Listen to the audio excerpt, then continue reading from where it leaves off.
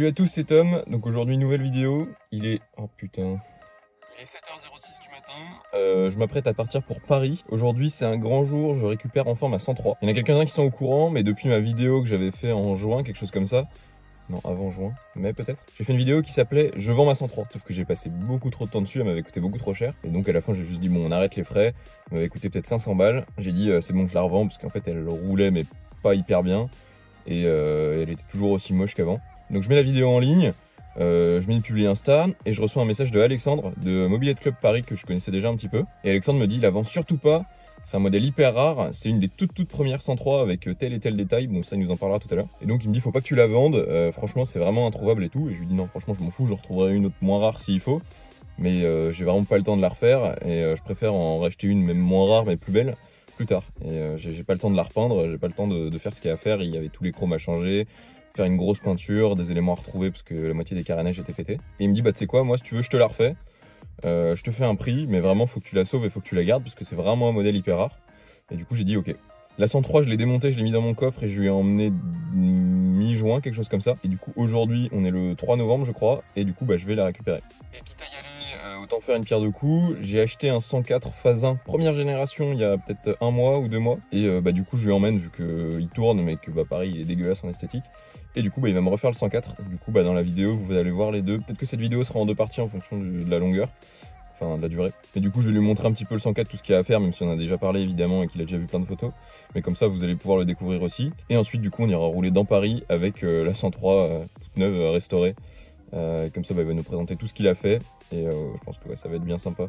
J'ai déjà vu 2-3 photos et certains qui me suivent sur Insta et qui le suivent surtout ont dû voir des belles choses aussi déjà. Il y en a plein qui m'ont envoyé des messages en disant oh putain j'ai vu que ta 103 était chez Mobilette Club Paris et tout. Donc bon on n'a pas pu cacher trop le truc. Mais bon vous allez voir franchement je suis trop content, le résultat il a l'air incroyable. Donc bon on est parti, j'ai quelque chose comme 3 heures de route. Et bon bah on se retrouve là-bas.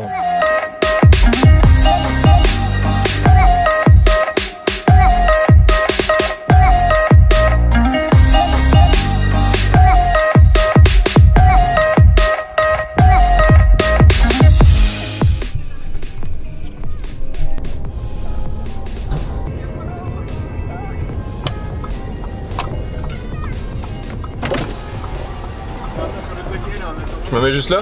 Ouais, c'était des anciens parcs.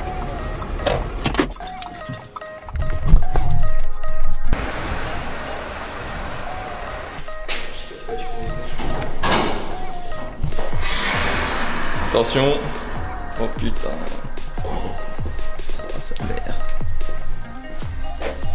Oh elle est vraiment raide de neuf quoi. Oh c'est trop chaud. C'est un truc de ouf. Ah, la peinture elle est incroyable.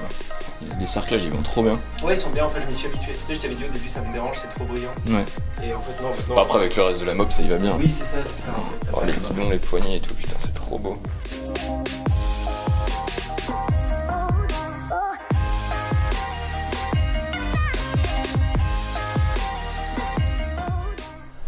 Bon du coup on se retrouve, on a bougé un peu dans Paris, on a roulé un tout petit peu. Après une prune de 90 balles par la Mumu parce que j'étais avec mon tel en train de filmer ma mob toute neuve. On est en place avec Alexandre du coup, Mobilette Club Paris. Attends, donc présente-toi un peu. Bah écoute je m'appelle Alexandre, donc c'est moi qui gère la page Mobilette Club Paris. Et écoute je suis passionné de mobilette, enfin de cyclomoteur, Peugeot essentiellement. Je me suis lancé dans la restauration de ta magnifique 103 rouillée. Ma 103 qui est parue plusieurs fois en vidéo, enfin même de nombreuses fois. Bah, en fait c'est grâce à cette 103 que j'ai quand même pris pas mal d'abonnés pendant le confinement vu que j'ai fait quoi 5 épisodes dessus. Notamment moi. Et toi t'as commencé à suivre comme ça sûrement? Ah c'est complètement à cause de cette mobilette que je t'ai suivi. Voilà.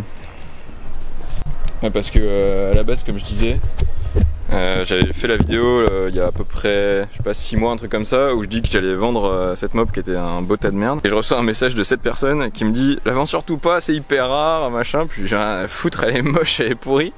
Et j'ai pas le temps de la refaire. Et tu m'as dit bah moi si tu veux je peux te la refaire. Et donc elle est trop belle. Du coup ça fait quoi? Ça fait... Bah, tu l'as refait en un... En vrai tu l'as refait en un mois, un truc comme ça? Ouais en tout et pour tout j'ai dû mettre un mois et demi peut-être ouais. Ok. Après il y a eu un peu de peaufinage et de logistique pour la ramener ici. C'est ça. Mais il n'y avait pas de pièces compliquées à trouver puisqu'elle était déjà quand même relativement complète. Bah en gros ce qu'il fallait... Enfin en gros les gros travaux qui ont été faits c'est quoi? C'est peinture? Ouais, donc peinture complète, donc tout le cadre a été décapé, plastique de fourche qui ont été remplacés, les chromes des jantes, les 2 cerclages ont été remplacés par des neufs. Ouais, parce que les tiens étaient vraiment... Ah oui, c'était mort. Hein. Bah je pense qu'on doit voir dans les vieilles vidéos où je les nettoyais, je faisais comme je pouvais, mais bon c'était pas... Non, il y avait plus de chrome sur une bonne partie de la jante avant, si je me souviens bien. La fourche a été remplacée. Mais celle à l'avance, elle était vraiment morte. Parce que tu sais, à la base, j'avais une jante de M7, un truc comme ça que j'avais mis. Ouais, c'est Et possible. Du coup, dans les vidéos, elle était belle. Et puis après, en fait, je me suis rendu compte que c'était pas la bonne jante. Et quand j'ai revendu ma M7, du coup, j'ai remis la jante d'origine qui était vraiment fusillée, quoi. C'est bien possible, ouais. En tout cas, tu me l'as confié avec la jante d'origine. T'avais pas le tambour, le cerclage était dead.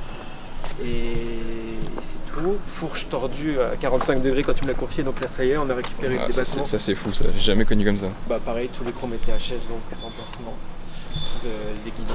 Les guidons, les poignées, ça c'est ouais. fou ça. Ouais, poignées neuves d'époque, les 2 côtés. Putain, ça c'est dingue. Il y en avait une qui était neuve et une qui était genre état neuf, quasi neuve, non? T'as sorti les 2 de sachet? Non, les 2 sont neuves. Ah ouais, putain. Il y en a une qui était en sachet et l'autre qui ne l'était pas. D'accord. Ah oui, c'est ça. Celle-ci doit venir de chez notre ami Marc et celle-ci du Bon Coin. Et c'est à peu près tout. Sinon, bah, optique neuve, de reproduction, mais de très bonne qualité avec la marque quand même dessus. Ok. T'as mis un Moriyama du coup dessus? Non. En gros, le deal de départ c'était que tu t'occupais de l'esthétique et moi en gros le moteur t'y touchais pas. Tu m'as confié une bécane avec moteur fonctionnel. Moi la seule chose que j'ai fait c'est de changer le carbu pour passer sur un Gürtner puisque parce qu'il aime pas les Delorto. Voilà. Donc là tu es en carbu 12 d'origine, moins performant mais plus silencieux. Ah, c'est vrai que ça fait moins de bruit. Spécial puriste. Mais niveau moteur, il n'y a eu que l'admission qui a été touchée et le carbu. Sinon tout le reste... De toute façon le moteur je l'avais refait en vidéo. Bon du coup il reste 2-3 trucs à faire parce qu'évidemment ça restera pas hein, avec le tendeur et tout. Donc il faut encore que... Voilà, pour l'explication c'est que juste cet attirail de Moriyama n'est pas sous le capot. Donc le capot est fait, il est dans l'atelier, c'est juste que bon, ça ne rentrait pas avec les câbles. Ouais, c'est que avant en gros comme il y avait le Delorto de 15, j'avais tout fourré par-dessus le bras oscillant là, par ici. Et du coup forcément tout passait dedans. Mais là avec la grosse boîte à air Gürtner, ça marche pas. Et du coup ouais, là dès que je rentre en Bretagne, je vire tout ça, je mets un bel allumage d'origine avec un bocage tout chromé. S'il te plaît. Et puis comme ça je pourrais mettre le bocage que Alexandre a refait évidemment. Et sinon on a également remplacé la selle. Ouais. Par la même, si je me souviens, la tienne était juste déchirée. Ouais, moi elle était ouverte là, je crois. Parce que je suis retombé il y a pas longtemps sur une. Je crois que c'était par là, elle était ouverte là. C'est pas du neuf, mais c'est du très bel état d'origine. Les clips, je crois qu'ils étaient déjà dessus, donc ça y a pas eu de difficulté. Ouais, les clips, tu m'avais dit que c'était bien, ils étaient pas pétés. Ouais. Mais sinon, non, globalement, elle était quand même relativement complète, à part des chromes HS et garde-boue avant qui a été remplacé aussi. Le tien était vraiment perforé presque. Parce que tu sais, je t'en avais filé un deuxième. Celui-là, c'est le deuxième du coup. Il était déchiré en fait. Ah, c'est celui d'une bécane à moi que. T'as volé? Ouais, exactement. J'ai dépouillé une de mes bécanes pour finir la tienne. Et voilà, globalement, ça reste quand même la tienne. J'ai réussi à conserver pas mal de pièces, j'ai réussi à réparer quelques bricoles. La grosse majorité de la mauvaise. Soit une reconstruction non plus quoi. Non. Mais l'idée c'est quand même de garder un peu l'authenticité, de garder le maximum de pièces de la machine d'origine, même si certaines pièces sont un peu moins neuves. Ouais, mais en fait le truc c'est que du coup, si tu peux expliquer, c'est que c'est une pré-série en fait, c'est un modèle... Ça, en fait c'est une des toutes premières, donc on le reconnaît au numéro de série, qu'on ne montrera pas évidemment, mais les premières 103, les vraies de 71, commencent par un numéro de série par 5 au lieu de 6 ou 7 pour les plus récentes. Et il y avait beaucoup de différences par rapport aux modèles plus récents, notamment les jantes. Ça peut en choquer certains, mais sur une 103 VS, la plupart du temps, on va avoir une jante chapeau de gendarme, alors que là, on a une jante ronde comme sur les 102 ou comme sur les 103 sans suspension. Ouais, c'est ça, parce qu'en fait, toutes celles qui sont... Toi, en fait, tu l'as vu dans la vidéo, parce que tu as vu que du coup, il y a les poignées aussi, c'est ça, il y a une histoire de poignées. Ouais, qui n'ont pas les boules au bout. Voilà, les boules, c'est arrivé en 72 ou 73, la législation en fait a imposé de mettre des boules comme ça au bout des leviers. Pour pas éventrer les passants. Voilà, pour éviter d'éventrer des passants éventuels. Donc ça, on sait déjà qu'elle est d'avant 73, mais surtout de nombreux détails témoignaient de cette année 71, notamment les cerclages. Bon, on a la boîte à outils qui est différente, qui est plus haute, mais ça c'est sur de très nombreuses premières vagues de 103. Et après des détails assez futiles, les fixations de tête de fourche qui sont les mêmes que sur les 102. Ah oui, c'est vrai, ouais, parce que ça, du coup, c'est les miennes que t'as. Non, j'ai pas pu sauver ton thé, malheureusement. Ah ouais. En fait, comme sur les 102, normalement, t'as une butée ici qui va rentrer dedans. Et le thé de fourche est différent.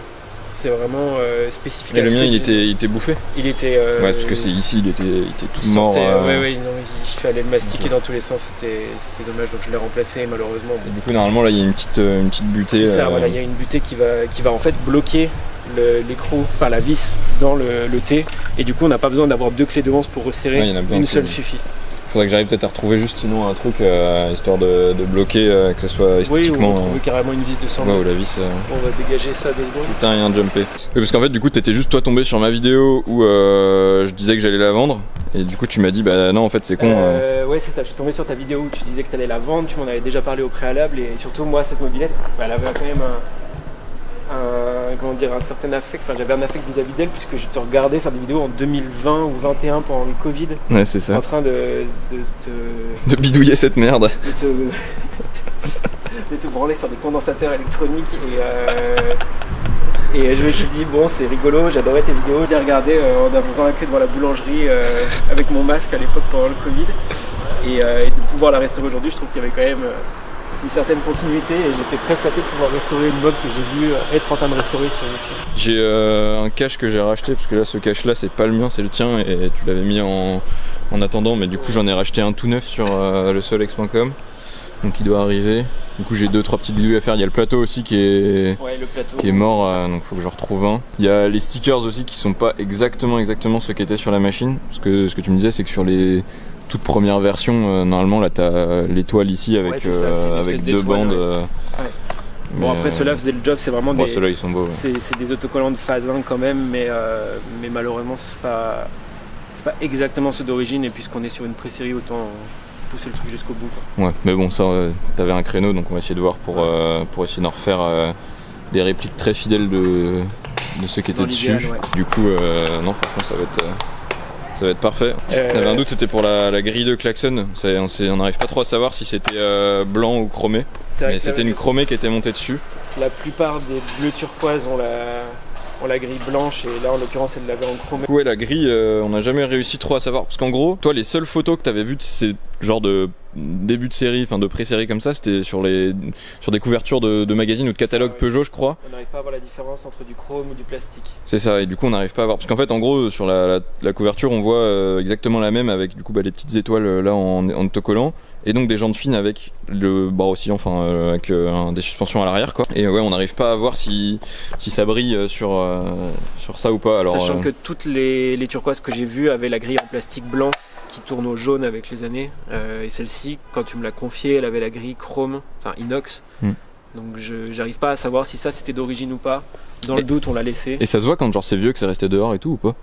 Parce que si celle-là elle était neuve, c'est qu'elle a probablement été changée, ou que ça peut, en vrai ça peut. Non, ça vieillit très bien cette pièce-là. Hein. Okay. Vraiment, autant le plastique blanc tu peux voir s'il est vieux, mais ça c'est vraiment un coup de belle gomme et ça revient neuf. Hein. Ouais. Ça c'est la tienne, hein, je l'ai pas changé. Ouais, bah le belle gomme, ça, c'est sûr que c'est dans les vidéos à l'ancienne, quoi. Déjà décapé. Ah, c'est sûr. Non, elle était déjà très belle. Il y avait beaucoup de choses qui avaient été faites, pas que des bonnes choses. Bah en fait, ouais, ce qui manquait, c'était vraiment de passer du temps à faire une belle peinture, ce que je sais pas encore vraiment faire. Et puis trouver les pièces et avoir les connaissances que je n'avais pas. Peinture et réservoir aussi, que tu avais fait au Coca. Si exactement, la restauration au Coca.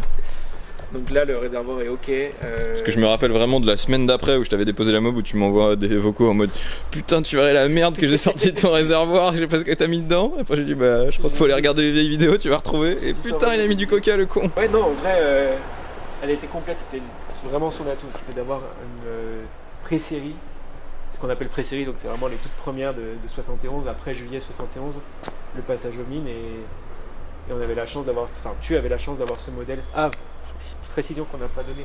Ouais. La jante arrière sur ces premières générations était en 36 rayons. Ah oui, alors qu'à l'avant c'est du 28. Et ça c'est apparu. Enfin, c'était sur les toutes premières et ça s'est vite arrêté. En 73, je crois qu'on était déjà en 28 avant, 28 arrière. Donc là il y en a plus à l'arrière qu'à l'avant. T'as 36 rayons à l'arrière et du coup le cerclage est différent à l'avant et à l'arrière. Ah ouais, putain. Et ça c'est que sur les premières comme ça? Que sur les premières, ouais. Ah ouais, et ça marche aussi sur des versions à chapeau de gendarme. On le voit, la densité de rayons est bien supérieure sur cette jante là que sur cette jante là. Donc, mais elles ont existé aussi à chapeau de gendarme avec 36 rayons. Donc, et celles qui sont sans les suspensions arrière, c'est ça aussi ou pas? Je saurais pas te le dire, il me semble que oui. Ouais. Mais j'ai peur de dire des conneries. Parce que c'est l'autre fois, je sais plus, je tombe sur une photo sur internet, et vraiment la même que ça, et je me dis oh putain c'est ouf, c'est vraiment la même, elle a des poignées. Puis bah non, en fait c'était une rigide. C'était une rigide du coup, mais parce que même les rigides après, elles ont eu quand même les boules sur au bout des phares et tout, non? Enfin au bout des poignées, je veux dire. Je sais pas, les seules rigides que j'ai, elles sont trop récentes pour que je puisse la comparer à la tienne. Mais genre elles ont des boules au bout des poignets ou elles sont comme ça en... Ouais, si, et les boules au bout des poignets, c'est vraiment une question d'année. Donc, ouais, donc c'est sûr qu'elles les ont si elles sont plus récentes quoi. Ça a été obligatoire à partir de 73. 73. Pour les boules, je pense que c'est pas un indicateur pour l'origine, mais il me semble que les rigides, les toutes premières, avaient déjà des 36 rayons. Donc des rayons plus épais, en fait, c'est des rayons type motobécane, sauf qu'ils se croisent que par deux. Mais ouais, c'est vrai que du coup, moi, elle était vraiment complète. Mais c'est vrai que bah, en fait t'as passé, je sais pas, t'as compté le nombre d'heures que t'as passé dessus à... Que moi en gros c'est ce que je t'avais dit quand tu m'avais dit en vrai ça vaut le coup de la garder et tout. Non, ça fait 2000 si tu l'as vu. 5000. Que celle-ci. Mais ouais, parce que tu m'avais dit ouais putain ça vaudrait le coup et tout, et je t'avais dit mais j'ai pas du tout le temps de refaire ça. Enfin, ouais, en fait moi je t'avais vraiment dit je m'en fous, j'en trouverai une autre, même, enfin je retrouverai une 103 si je veux. Mais de mon côté je veux pas qu'on voit ton allumage. En termes d'heures je sais pas, j'ai pas chiffré vraiment vu qu'en fait j'en ai fait 3 cet été en même temps. Mais je pense qu'on n'est pas sur tant d'heures que ça, hein. 30, 35 max. Ah ouais? Même avec la peinture et tout? Ah oui, oui, ça va vite. Hein. Ah ouais? Bah, je les connais vraiment par cœur aussi. Donc, après il y a aussi trouver les pièces et tout machin. Après il y a du temps, en fait on peut pas faire ça en 35 heures non-stop, on peut pas se faire un fil rouge, je te dis on en commence une et on l'a fini demain midi, c'est juste que il y a des choses qui prennent du temps, notamment le traitement de la rouille du réservoir, chaque étape peut prendre 2 jours, mais clairement une restauration comme ça sur un temps de 7 jours, je pense qu'on peut la faire comme ça en partant d'une étape et en ayant les pièces rares. Ouais, parce que là du coup le plus galère c'était quoi? C'était les poignées. Heureusement que j'avais les caches parce que... Ouais, t'avais des beaux caches, j'ai juste dû mastiquer quelques trous il me semble, mais globalement ils n'étaient pas fissurés, pas fendus et totalement complets. Le challenge vraiment sur celle-ci c'était les leviers. Pour respecter l'origine, retrouver 2 leviers neufs de stock avec les bouts pointus, c'était vraiment pas compliqué, on a eu de la chance je pense. Ouais, parce que c'est vraiment les mêmes que j'ai sur ma 101 bleue, c'est les mêmes. Tu m'avais même dit pique-les. C'était aussi sur les bébés, on reconnaît bien le coulisseau ici bombé. Et ouais, c'était ça le challenge, en fait on a trouvé en 10 jours je crois. Non, ouais. En termes de pièces, t'avais toutes les raretés, t'avais déjà les élytres avec les joints. Les élytres étaient en bon état, ils n'étaient pas cabossés, ils étaient juste à repeindre. Les 2 joints étaient présents, les 2 capots étaient présents. Bon, le garde-boue arrière, il y a eu énormément de taf, mais j'ai réussi à sauver le tien. En fait, comme t'es on va pas dire un Normand, je vais te vexer, un Breton, je pense qu'elle rouille beaucoup plus et ton porte-bagages arrière littéralement était rongé. Ah, le porte-bagages il était déglingué. Je l'ai remplacé d'ailleurs. Ok. Le garde-boue arrière était complètement creusé, en fait corrodé vraiment, et du coup une simple peinture suffisait pas quoi. Il y avait vraiment il fallait rajouter de la matière quoi. Ouais, bon on voit, elle est vraiment trop belle. Du coup dans les petites bidouilles que j'ai à faire, donc il y a du coup ce cache que j'ai commandé en neuf que je vais avoir, faut que je trouve un plateau. Bon après je chercherai sur le Mon Coin. Si on veut vraiment aller au bout des choses, du coup des vis de 102, des autocollants d'élytres, bon ça on va essayer de trouver comme on peut. Un plateau d'allumage complet. L'embrayage il fait un peu de la merde, donc je vais essayer de choper un autre embrayage, que pour ceux qui avaient regardé la vidéo j'avais pris l'embrayage de ma 101 sur un moteur, enfin ma 101 est démontée depuis 5 ans. Du coup je m'étais dit bon je prends juste l'embrayage, du coup il fonctionne mais il fait de la merde complet, et je me suis rappelé après qu'en fait oui ma 101 c'est exactement ça. Donc bon faut que je retrouve un embrayage, bon en gros j'ai 2-3 bidouilles à faire, mais bon c'est rien quoi. Ça reste, après c'est juste l'homologation quoi, rétroviseur, immatriculation et c'est fini quoi. On zappera la dernière étape je pense. Et la tienne du coup? T'as fait de beau sur celle-là? La mienne pour le coup c'est une peinture d'origine pour l'essentiel. Donc le cadre n'a pas été repeint, elle était en plutôt bon état. Donc le moteur a été complètement refait, mais la peinture du cadre est d'origine, les 2 garde-boue sont d'origine, boîte à outils est d'origine. Les seuls éléments que j'ai repeints c'est les carénages de fourche qui juraient vraiment avec le reste, porte-bagages arrière, et les 2 capots moteurs c'est du neuf de stock d'époque, donc du coup ils n'ont pas été repeints mais ils sont dans la bonne teinte. Tu les avais trouvés où? Je t'avoue je sais plus, je l'ai fait en 2022 donc ok. Mais sûrement au fil de... Non, je crois que c'était un gars à Paris qui m'avait vendu un lot de cash. Okay. J'ai énormément de cash de moteurs de 103 de toutes les couleurs. Un peu de stock, ouais. Et j'avais refait, pareil que la tienne, même traitement en fait. J'avais les 2 leviers qui avaient été remplacés par des saloperies 50 Factory. Ouais. Donc du coup j'avais retrouvé ce que ce modèle-là est un modèle bas de gamme et avait ce modèle de levier. Donc qui sont les mêmes que ceux de Tom, mais avec les boules. Et je voulais absolument, comme la tienne, remettre les leviers d'origine. Donc ça a été un peu compliqué. Plus compliqué que sur la tienne, je crois. Et sinon, après, il y a beaucoup de choses qui ont été faites. Jantes neuves de stock à l'avant. J'avais remplacé les 2 élites par... tout est du neuf de stock en fait. Élytre neuve, autocollant neuf d'époque. Selle neuve d'époque. La selle, elle est trop belle. Ouais, la selle est vraiment bien conservée pour le coup. Surtout quand il y a l'écriture Peugeot, c'est plus compliqué. Tu vois, la tienne, par exemple, elle est en bel état, mais il n'y a pas de peinture pour le logo Peugeot, donc c'est plus facile à nettoyer alors que ça, quand le logo est parti, c'est terminé. Oui, parce que moi, c'est quoi? Il est incrusté derrière le Peugeot, je crois. Ça, à partir du moment ça se verra. où on trouve une en bon état. Ouais. Parce que ça, du coup, c'est pas les mêmes que sur les 102, justement, ou chose comme ça. Si. Sur certaines 102, il y avait les mêmes. J'ai même des 101 avec ça. Ah ouais, non, la tienne, elle est vraiment cool aussi. Enfin, c'est un peu celle qui te sert tout le temps, c'est un peu ton daily, celle-là. Oui, c'est ça, ouais, c'est celle que j'utilise le plus parce qu'en fait, comme elle est un peu dans son jus, même si elle a été partiellement restaurée, je peux me permettre de l'abîmer, je peux me permettre de la louer. Ah, parce que c'est une star, celle-là, elle a fait des tournages et tout dans tous les sens. Des tournages, des défilés de mode, des shootings. J'ai eu Jean-Paul Rouve dessus. J'ai eu le plus grand rappeur du Maroc, pas plus tard qu'avant-hier soir, qui était dessus. Je sais pas qui c'est, mais il a 4 millions d'abonnés sur Instagram. Quoi? Putain. Elle grande des Toto. C'est génial. Et oui, du coup, elle est vraiment. Elle craint rien en fait. C'est vraiment, je peux l'attacher dans la rue, je peux l'utiliser au quotidien. Et en fait, tout ce qui a été refait dessus, je serai en mesure de le refaire. Je veux dire, la peinture des éléments, je peux refaire. Les capots, j'en ai encore 3 ou 4 paires de neuves. Le mob des copains aussi, je la prête tout le temps. Garance s'est pris une bagnole avec. On dira pas ça. C'est un bon moteur. Il y a différents.